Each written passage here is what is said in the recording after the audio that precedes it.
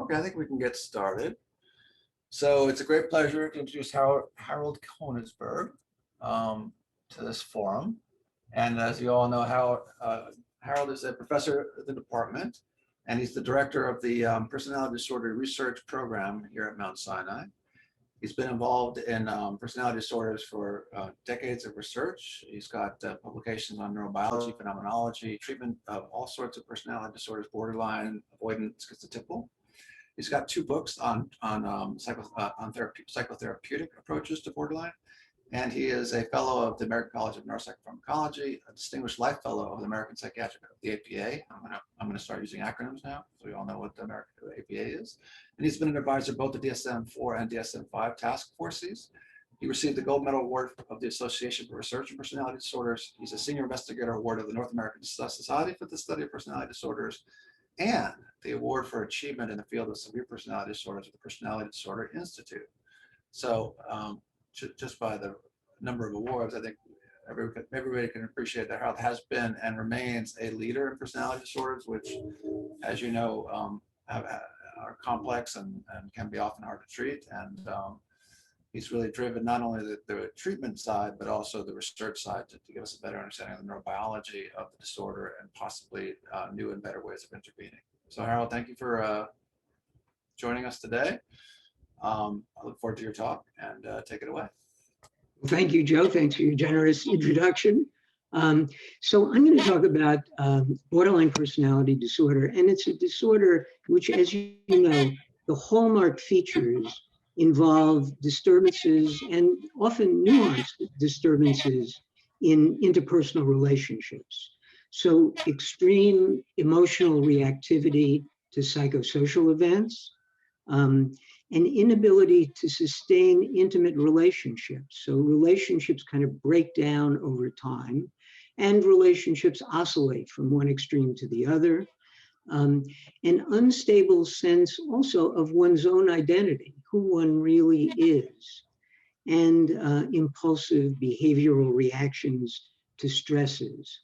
So these are psychosocial symptoms of the disorder.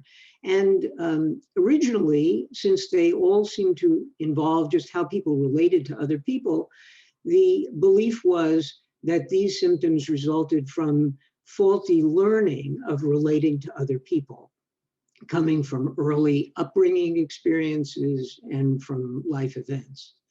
But now, as we've been able to do more neuroimaging, we've been able to see that even these kind of subtle social phenomena are underlined by neural processes. And so that's what I want to talk about today, the neurocorrelates of these phenomena.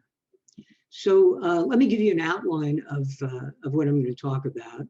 I'm going to talk about the major phenotypes of borderline personality disorder. So affective instability, a big characteristic, as you know, disturbed relatedness that I referred to a moment ago, including one's relationships to other people, but also one's relationship to oneself, one's sense of identity.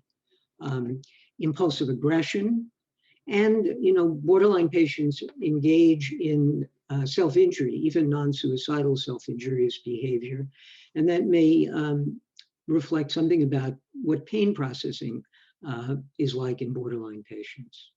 And then I want to talk also about kind of symptom-independent features of the disorder, namely brain structure, neural structure, and resting state phenomena. And so I'm going to start with these task-independent features. So first, a quick review of what we know about the structure of borderline disorder.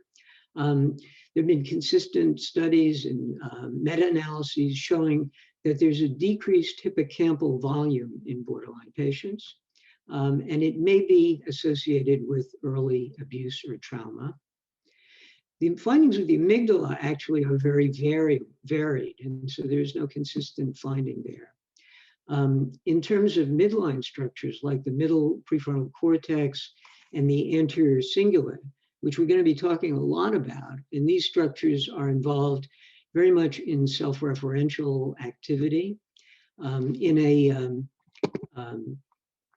voxel-based morphometry study that we did, we showed that the middle prefrontal cortex had decreased gray matter volume in borderlines compared to healthy controls, and also decreased volume in the anterior cingulate in borderlines compared to healthy controls. So there are these structural differences. And what about intrinsic connectivity? So there are intrinsic connectivity or functional connectivity is measured by looking at how voxels in different parts of the brain oscillate in their activation. And voxels which oscillate kind of in synchrony with each other, we assume to be functionally connected. And so by doing like an independent components analysis of the synchrony of all the voxels, it's possible to identify a number of different networks, intrinsic networks. And the three most relevant networks to psychopathology are the salience network, the central executive network, and the default mode network. And let me just say a little bit about each network. So the salience network, we're constantly receive a tremendous input from internal and external stimuli that the brain needs to process and has to kind of decide how to allocate resources. Well, the salience network looks at all these incoming stimuli and looks to see, well, what's changing? It looks for stimuli that are different from what's expected, for surprises. It also looks for happy stimuli, for emotional stimuli, and for stimuli that seem to be particularly self-relevant. And the salience network includes the anterior insula and the anterior cingulate cortex, and then goes down subcortically to the amygdala. The central executive network, which includes the dorsolateral prefrontal cortex, the posterior cingulate, is involved in attention allocation, in working memory, in allocating resources. And then the default mode network, which is really interesting, is the network that, as you know, is most active when people are not engaged in tasks, when they're just lying there ruminating, thinking about themselves. And this involves these cortical midline structures, the medial prefrontal cortex, the posterior cingulate, the cuneus and precuneus, and temporal lobe structures. So Ansel Dahl and colleagues decided to compare the connectivity in these intrinsic networks in borderline patients and healthy controls. And this is a kind of representation of their findings. So this oval represents the salience network, this represents the default mode network, and this the central executive network. These are the borderline, these are the healthy controls, these are the borderlines, and the lines between the networks show the relative connectivity, and the thickness of the line is proportional to the relative connectivity. So just eyeballing this, you can see that the borderline brains show much less intrinsic connectivity between these networks. There was a meta-analysis done of resting state connectivity in borderline patients. The red blotches here show regions where in the resting state, borderlines are more activated than healthy controls. And you can see that, again, these are regions in the default mode network, the precuneus, the posterior cingulate, and the anterior cingulate. So consistent with the other studies.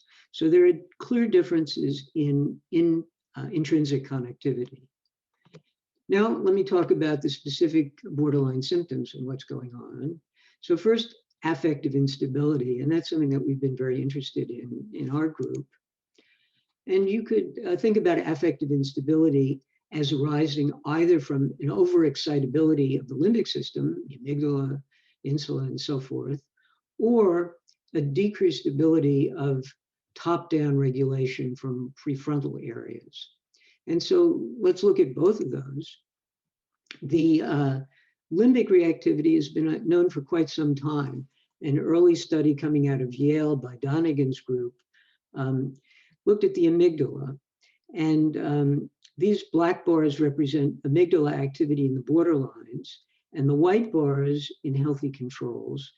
And this was when subjects were looking at emotional faces. So when looking at fearful, sad, happy, or even neutral faces, the borderline showed more amygdala activity across the board. Mike Mitzenberg, who used to be here at Sinai, confirmed this and showed once again that in the amygdala, borderline patients looking at fearful faces showed more activity than healthy controls in both left and right amygdala. And he also looked at the anterior cingulate, which I've mentioned already, and we're going to keep coming back to. It's an important regulatory region, and found that borderline patients showed less activity in the anterior cingulate than healthy controls on both the right and left side when looking at fearful faces. And then we decided to do a study not looking at faces, but looking at how people reacted to interpersonal situations. So we selected a series of pictures from the IAPS that had two people involved in an emotional scene. And again, we found that the borderline patients showed increased amygdala activity. So there does seem to be an heightened bottom-up reactivity in borderlines. What about top-down control? Well, we wanted to look at two very highly adaptive and commonly used emotion regulatory strategies. And one is, an intentional, deliberate effort for control, and that's using cognitive processes to regulate your emotions. So this is called cognitive reappraisal, and a lot of work was done by James Gross from Stanford, who had actually given a grand rounds a few weeks ago, and Kevin Oxner at Columbia. And cognitive reappraisal involves two different strategies. One is a kind of situational reinterpretation, and that's where you create a narrative that makes the situation less disturbing. So you're going to visit a friend in the hospital, they're very sick, you're very upset about this, but then you think through that, well, they're in a really good hospital, they're going to get good care, and they're going to get better, and it reduces your negative feeling. So that's situational reappraisal, reinterpretation. The other very common and effective, actually most effective regulatory strategy is distancing. You're a doctor working in the emergency room. Somebody is brought in, they've been in a terrible accident. It's really very upsetting to look at them. And yet you have to function very effectively.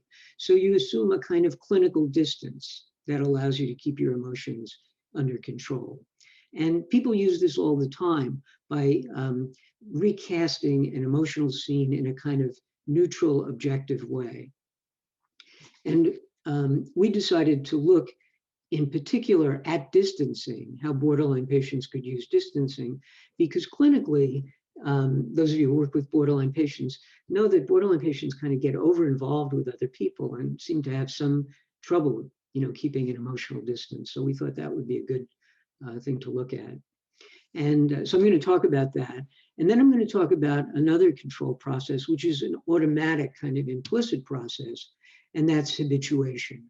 So when we're exposed to upsetting things over and over again, we kind of get used to it, and it bothers us less.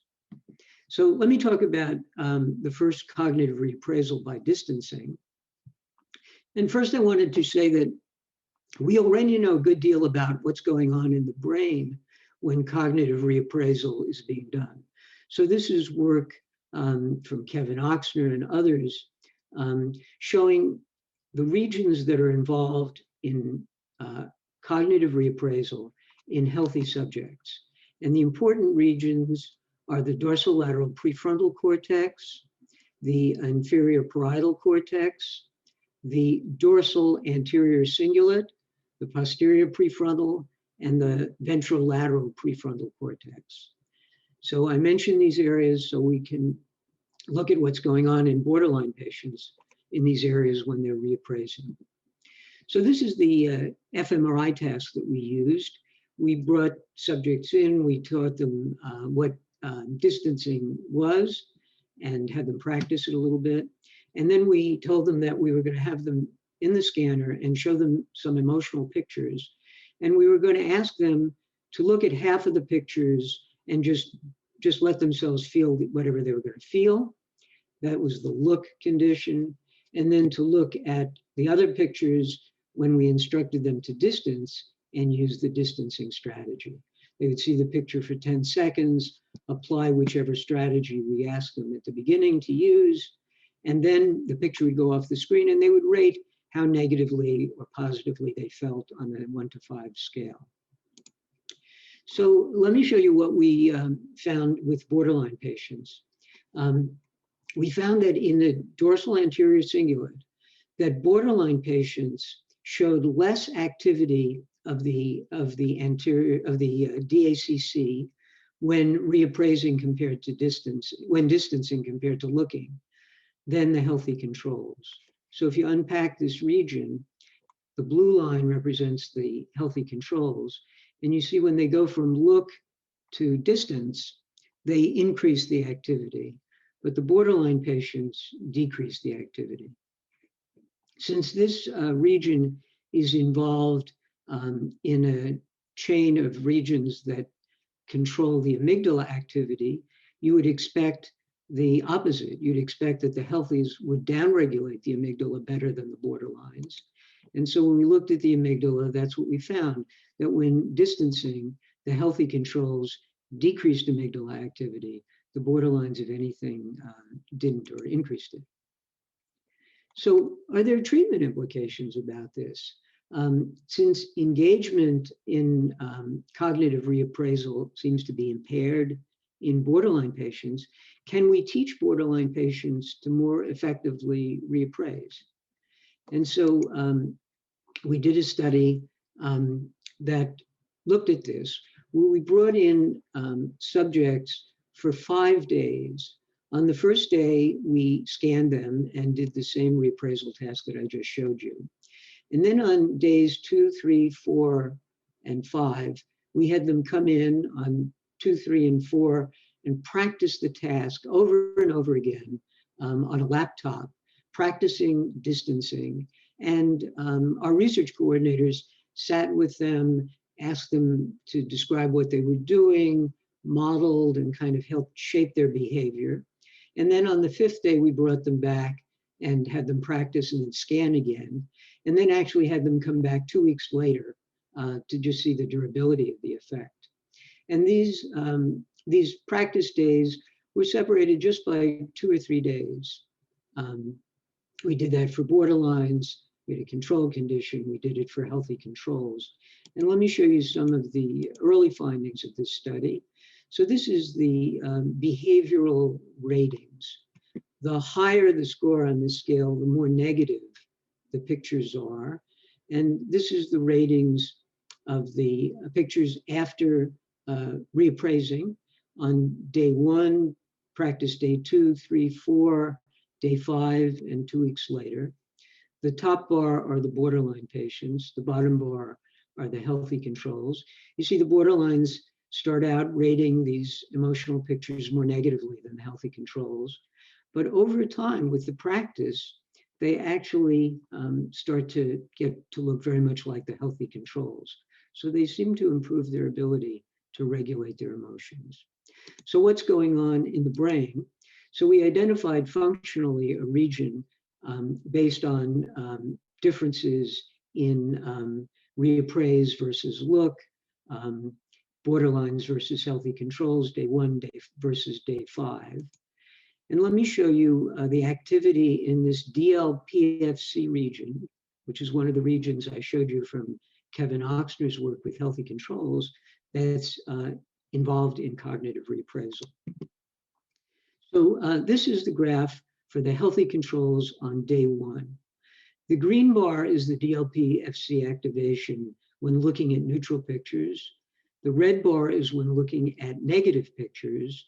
And the blue bar is when reappraising negative pictures.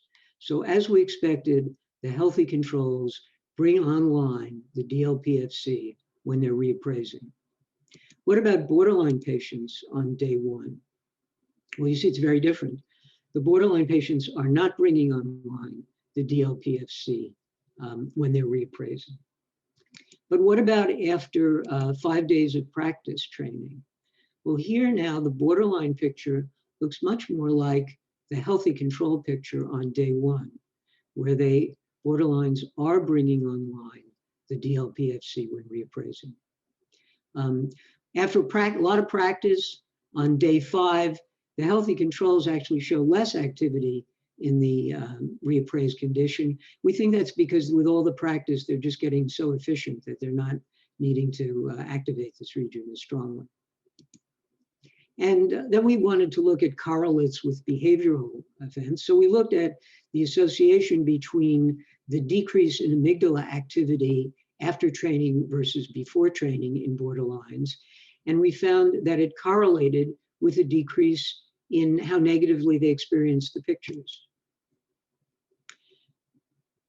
So now let me shift gear to this kind of automatic reappraisal process, habituation. Habituation is a kind of implicit, very adaptive emotion regulation strategy. Healthy people use it all the time. And it's also a component of many psychotherapies. You know, for example, systematic desensitization probably relies on habituation as a component. And a number of studies have been done in healthy subjects showing that habituation changes bold activity in the anterior cingulate, the amygdala, hippocampus, and many of these emotion regions that we've been talking about. We've looked at habituation. So has one of our collaborators, Erin Hazlett, has published on this.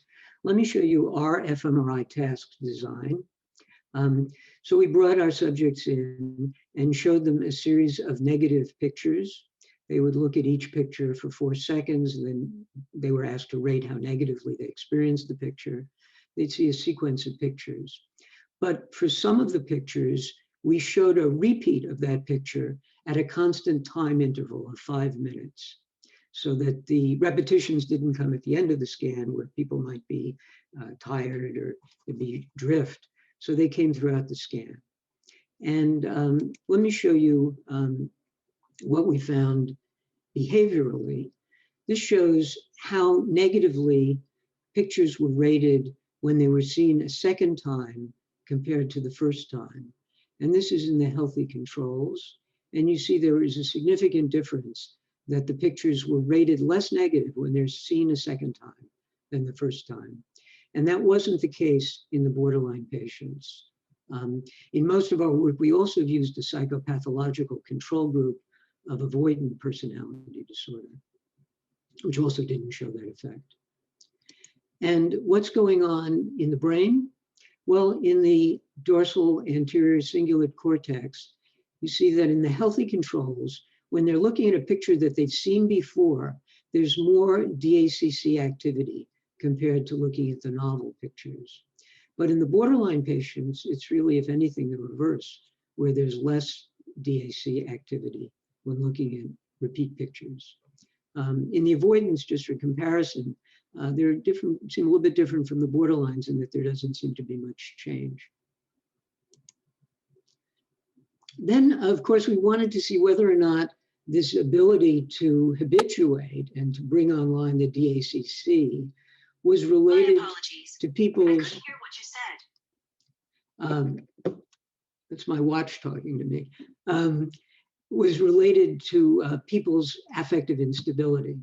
So we looked at the correlation between activity of the DACC for repeat pictures versus novel pictures.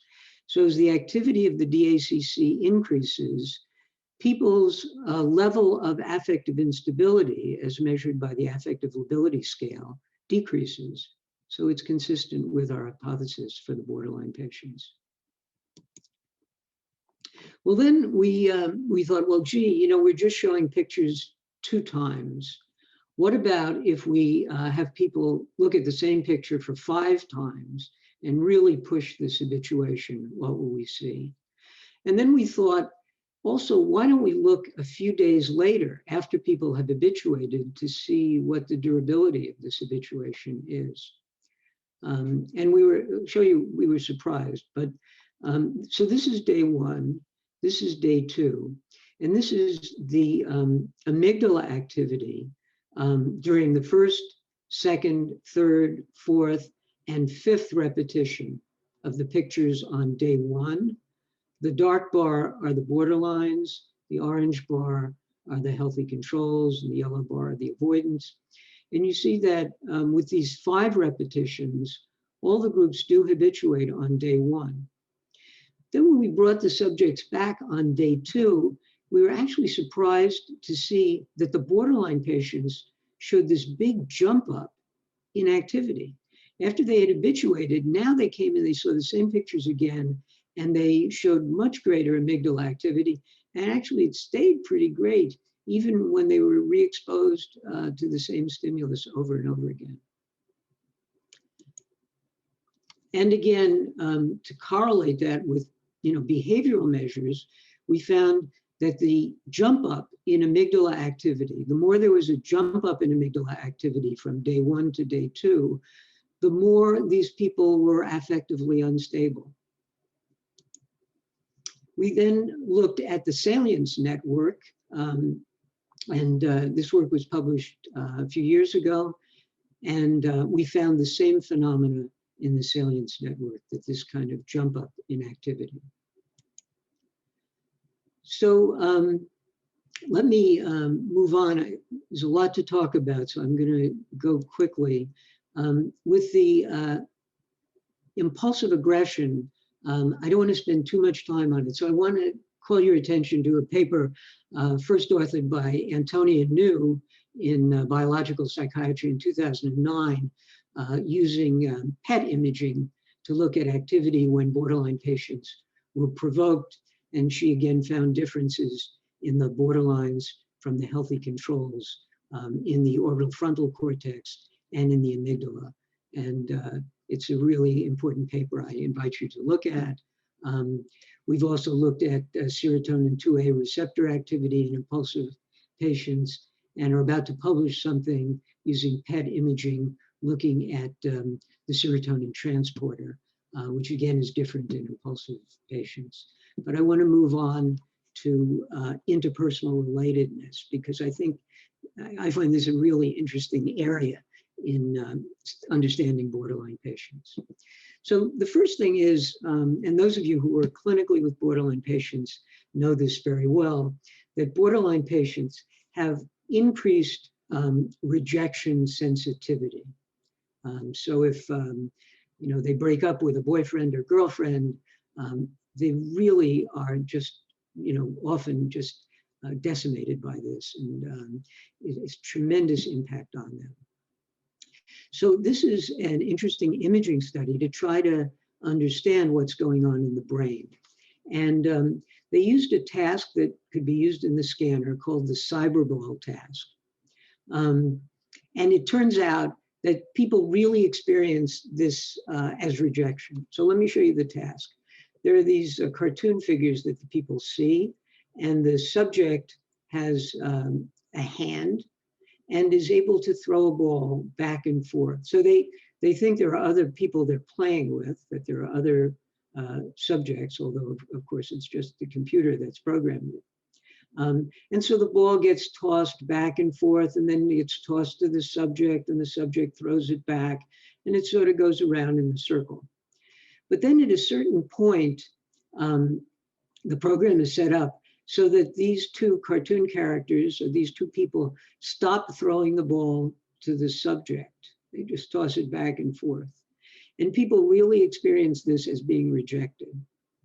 So in this study by Dumzala, they used the cyberball task, and they actually were sophisticated in introducing a really important control condition, which some other people didn't do in the cyberball task. And that was to account for the fact that in the inclusion condition, subjects are throwing the ball, but in the exclusion condition, they're not.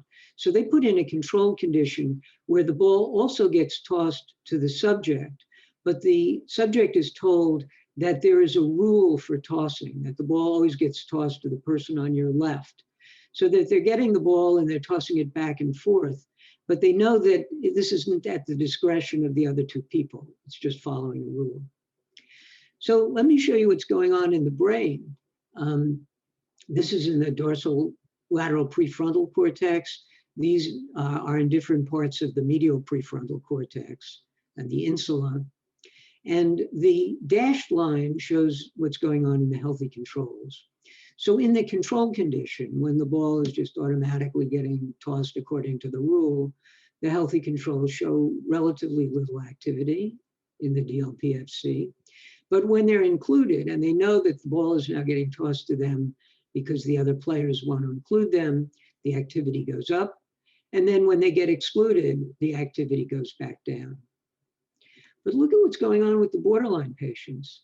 They show very little difference in activity based on whether they're included or excluded or the control condition. And that same phenomena with the borderline patients is going on in all of these brain regions that are being looked at. So, I mean, this is in a lot of ways paradoxical because we know that emotionally borderlines are more highly reactive to exclusion. And yet, in terms of activation in these important interpersonally relevant brain areas, they're much less active, raising the question that maybe because borderline patients' brains are not able to inform them in as nuanced a way about what the interpersonal consequences are, maybe they have to sort of overreact in some way. So let's look at another social event. One of the things I mentioned before is that borderline patients have trouble maintaining an intimate relationship. Well, there's an interesting economic exchange game that was written up by Brooks Kinkassis and other people called the trust game. This, let me tell you how this game works. There are two players in the game, somebody who's an investor and somebody who's called a trustee. So the investor is given a certain amount of, play money to use in the game. And out of the amount of money that they're given, they can choose how much they want to give to their trustee. When it's given to the trustee, it triples in value. And then the trustee decides how much of a commission he wants to take on that tripling in value and how much he wants to return to the investor. And then the investor, based on how he did that first round, decides how much he wants to invest in the trustee the second round. And they keep doing this for 10 rounds. In the Brooks Kinkassis study, they looked at the trustee being a healthy person and the trustee being a borderline patient. And the investment pattern is actually quite different depending upon whether or not the trustee is a borderline. When both players are healthy, if you look at how much is being invested early in the game versus in the end of the game, there isn't much of a change. But when the trustee is a borderline, it turns out that as the game progresses later on, the investors start wanting to give less and less money to the borderline patient. They seem to be trusting the borderline patient less. And if you look at what's driving that, if you look at what the borderline trustee is doing in terms of giving back money, you see that when the trustee gets sort of a good amount of money, the borderline, which are the red bars, give back about the same amount as the healthy control trustees. And also for a moderate amount of investment, they're comparable. But when the investor decides they're not going to give much money this round, the borderline trustee really cuts back and gives much less. So the healthy investor, even when they're getting relatively little, tends to give back more, in a way coaxing the investor to invest. But the borderline patient doesn't do that. What's going on in the brain? Well, it turns out that in the anterior insula, in When the trustee is a healthy trustee, their anterior insula activity correlates with how much money they're being given each round. So as they're given less and less money each round, the insula lights up more and more. But in the borderline patients, it's pretty flat. So again, we see that the brains of the borderline patients are not really responding to changes in, sort of a social norm of the expectation of how much money is being given. Again, in some way paradoxical, and maybe borderlines have to be kind of overreactive in other ways because they can't rely on these normal brain systems to tell them how well they're being treated. Now, what about social cognition in terms of mentalizing and theory of mind? So one finding that's been described in the psychoanalytic literature with borderline patients by Peter Fonagy and Alan Bateman is that borderline patients seem to be impaired in their capacity to mentalize. And mentalizing is the ability to understand other people's behavior in terms of their desires, their wishes, their intentions, their thoughts and feelings, and also oneself in those terms. This is very close to theory of mind. Joe Buxbaum is here, and this has been something that's really studied a lot in autistic patients. Theory of mind, again, is the ability to recognize mental states such as intentions and desires in other people. And we know a lot from the literature what regions of the brain are involved in theory of mind. And those are the regions in red here. And they're, again, the anterior cingulate, which I keep coming back to, and a number of these regions, the inferior prefrontal cortex, which we've talked about, the superior temporal sulcus. These are regions involved in the default mode network or the mirror neurons system. So what are borderline patients doing when they're given a theory of mind task? So this is a nice study by Meyer et al.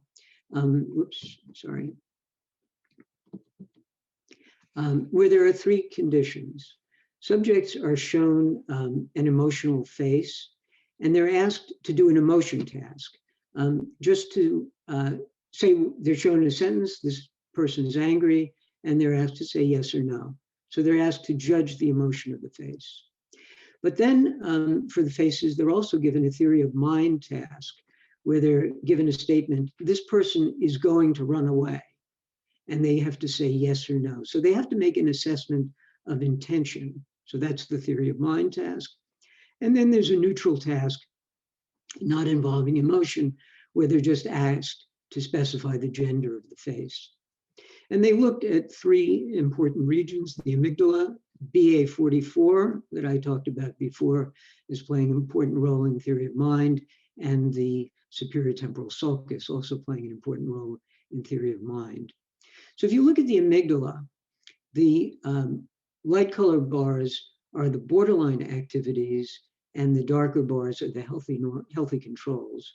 And you see that in the neutral task, the emotion task, and the theory of mind task, in all of the tasks, the borderlines activate the amygdala more than the healthy controls, which is consistent with what we've seen throughout of greater limbic excitability in the borderlines. But now, what about if you look at these theory of mind areas?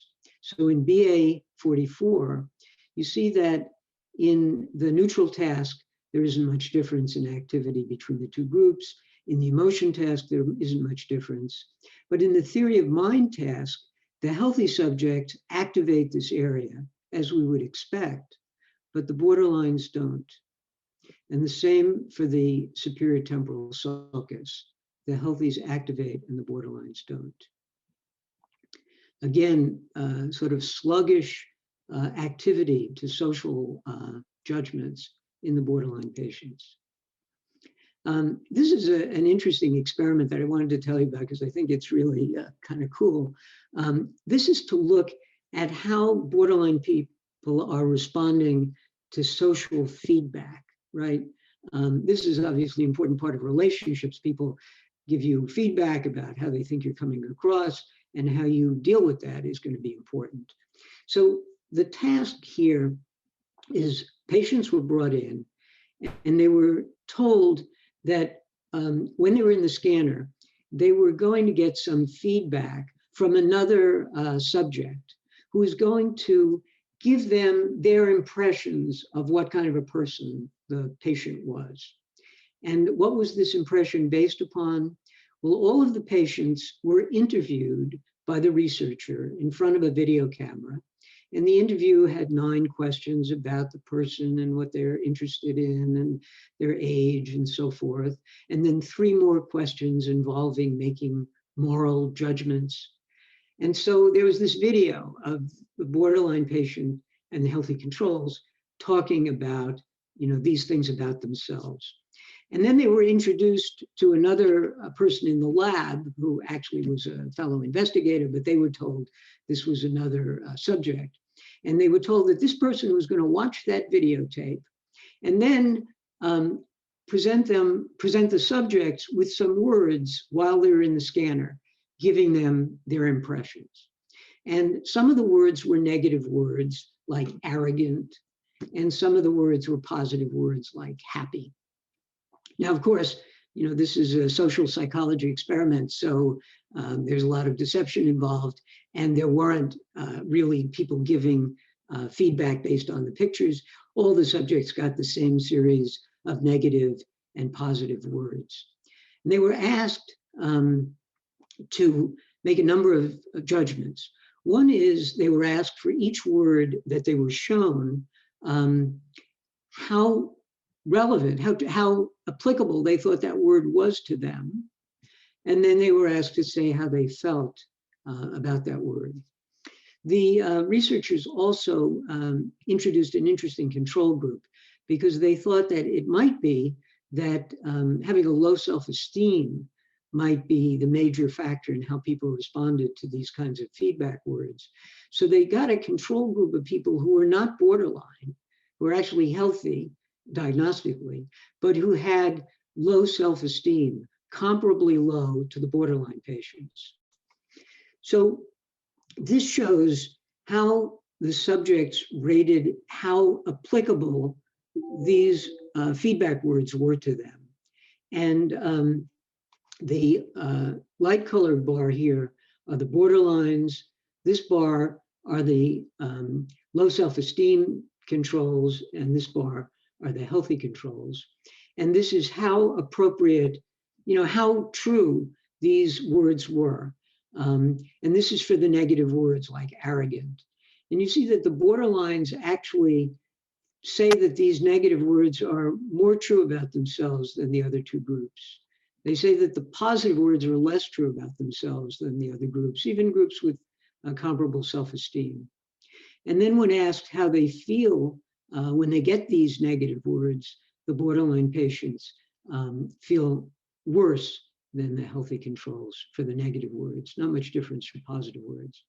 And then when they looked at what's going on in the brain, it turns out that if you look at the precuneus, that there are differences in activation when negative and positive words come out in the healthy controls.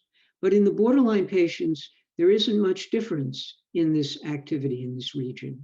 And this is, again, one of the regions that's involved in self-referential activity. And then when you look at the temporoparietal juncture, again, the borderlines don't show much change, whether it's positive or negative feedback, whereas the healthy controls show a good deal of change. So again, borderline patients are showing less responsiveness in their brain to these social feedbacks than the healthy controls. Let me just say a quick word about pain processing.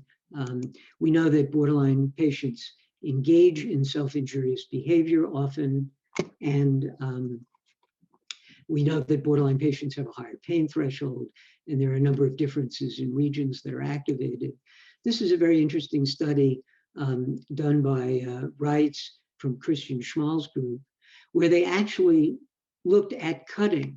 So they brought subjects in, and the intervention was they did a superficial cut in the person's forearm with a scalpel, or a control condition where they just used the back end of the scalpel, and so the person felt the metal on their skin, but there wasn't a cut. And they brought subjects in, healthy subjects and borderline patients, and they induced a state of stress using the Montreal stress test, which is an arithmetic task where people are asked to do mental arithmetic computations. The computations are made hard enough, scaled up for the individual so that they have trouble with it. And this is stressful for both the healthies before and after they do the stress task, and the borderline patients. Both show more stress after the task. And then this represents the intervention of either the incision or the sham incision. And you see that in the borderline patients, when they get a real incision, they show a rapid drop in how much aversive emotional tension they feel compared to the sham condition. In the healthy controls, it doesn't make any difference. So the superficial cut actually makes the borderline people feel less stressed out. And if you look at what's going on in the brain, you see that in the borderline patients during the incision condition, there's a decrease in amygdala activity, while there's an increase in the healthy controls. And in the DLPFC, there's actually more of an increase in the borderline patients, and this may be regulatory. So I've covered a lot of findings, and let me just summarize them quickly so I can leave some time for questions.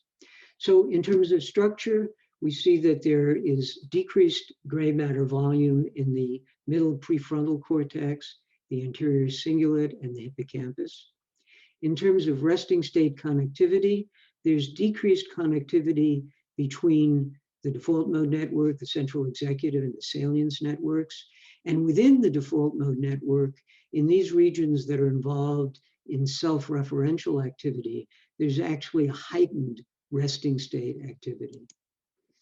In terms of affective instability, greater limbic excitability in borderline patients, and a sluggish recruitment of these top-down control regions of the DACC, the dorsolateral prefrontal cortex during cognitive reappraisal and habituation, and in blunted social responsiveness in the insula that we saw in the trust game in borderline patients, and a decreased responsivity to social cues. So to the experience of being rejected, the borderline brain is less responsive than healthies. To the experience of kind of being taken advantage of in the trust game, the borderline patients are less responsive. And in terms of theory of mind activity, the borderline patients bring these regions on board less. Treatment implications. Well, one thing is that, as you know, unfortunately, borderline personality disorder is very highly stigmatized, and the borderline patients and their families, have a hard time dealing with that. Learning that there are brain differences has actually, borderline patients report, it helps them reduce their stigma. They actually feel less disturbed, less guilty about their symptoms. So just that in itself is helpful therapeutically. Then we've seen that cognitive reappraisal practice over our short time period can normalize brain function during reappraisal. And we're now have a grant proposal in to do this over a more intensive period, to try a 6-week treatment period to do cognitive reappraisal training in borderline patients. The other is that jump up that we saw in amygdala and salience network activity after habituation on the second day compared to the first.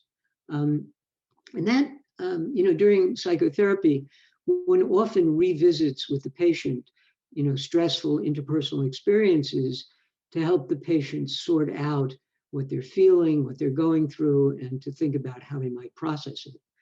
But my experience, and I wonder about other people who work with borderline patients, is that unlike healthy people, where when you kind of revisit these stressful experiences, each time the person is sort of less disturbed by it and then can think about it in a more constructive way. With the borderline patients, they're often as disturbed the second time as the first time. And so this raises the question that one might really want to give thought to the timing of when you revisit some of these experiences, or whether training people in emotion regulation would help them so that when they revisit these experiences, they can analyze them and process them more effectively. Using the pain system to benignly lower aversive tension. It's one thing that's been used with some borderline patients, is ask them to grab onto a piece of ice really tight. And that the pain of the cold of the ice can help them in the moment relieve some tension. Future directions to go in. One is specificity. A lot of this work has not used psychopathological control groups. And more studies should use these groups, like we've used the avoidant personality group. A lot more needs to be done with that. Gender effects have to be looked at. And again, relating to the first thing I said, a dimensional perspective needs to be looked at. Are these affective traits and interpersonal traits dimensions that cross diagnostically from an RDoX point of view, or are they specific to the disorder? And we have a study that's underway now where we're looking at the transdiagnostic effects of affective instability and cognitive reappraisal. And then to look at the neural correlates of specific treatments. So let me stop here. Let me thank the Personality Disorders Research Group. And let me thank my collaborators in the work that we've done, Kurt Schultz, an associate professor here in the department, Brian Denny, who's a postdoc with us, who's now at Rice, Jin Fan, a professor in the department, have contributed a lot to the neuroimaging work. Cameron Cooley, a research coordinator, has been enormously helpful. Research coordinators from previous groups, my colleagues here at Mount Sinai, and people outside the Mood and Personality Disorders program, Kevin Oxner at Columbia, Daniela Schiller, who's here, who we're collaborating with. And of course, to thank the funding agencies for supporting us. So let me thank you for your attention and go back to see if I can find any questions.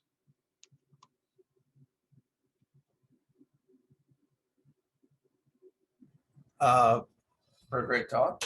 If people have questions, remember to use the Q&A or the chat, and we're also able to unmute people if needed. But if you have a question, just type it in the chat box, or in the Q&A box. So Harold, let me kick it off. So, nowadays when people see changes in brain connectivity, they start talking about connectivity-based therapeutics. Which we're not there yet, but we're certainly thinking about that. Do you think these differences, like in default mode and so on, are dramatic enough that they are kind of a target, if you will, for some methodology we don't have yet? Yeah, well, I think that practice with some of these tasks may be improving connectivity. So we're not like directly going in and intervening in the brain, but we're doing a task that gives people practice and improves their connectivity. I don't know what techniques people have used, specifically to increase connectivity. I don't know if TMS. Target, but yeah. Yeah, but I would expect, to see changes in connectivity with, with task improvements. Yeah. Dolores, it looks like you started to type something and then it got interrupted. But first, she says, wonderful talk and a wonderful body of work. And I think that we all agree with that. Thank you. And Dolores says, oh,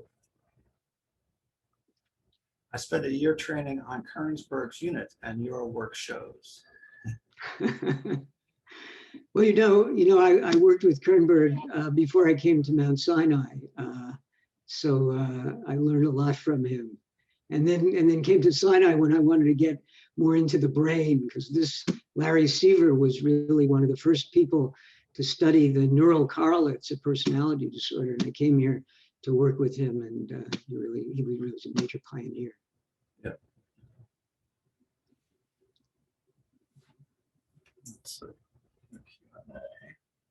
I should mention just that, yesterday's Grand Rounds by Daniela Schiller, Daniela was talking again also about social processes, and she has a really lovely series of tasks to look at navigating the social space. Yep. And we're going to look at that with borderline patients too.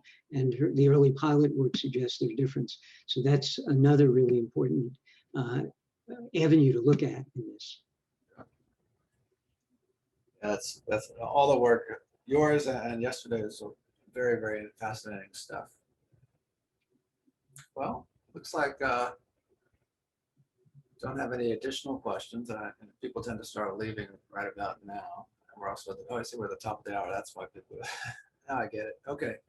So we're kind of running out of time, but thank you so much for a great talk. It was, as you probably saw, very well attended, a lot of interest. And thank you for doing it. It's really great to hear all the good work going on in the department. Thanks for having me, and hope to look forward to seeing you actually in person soon. Bye.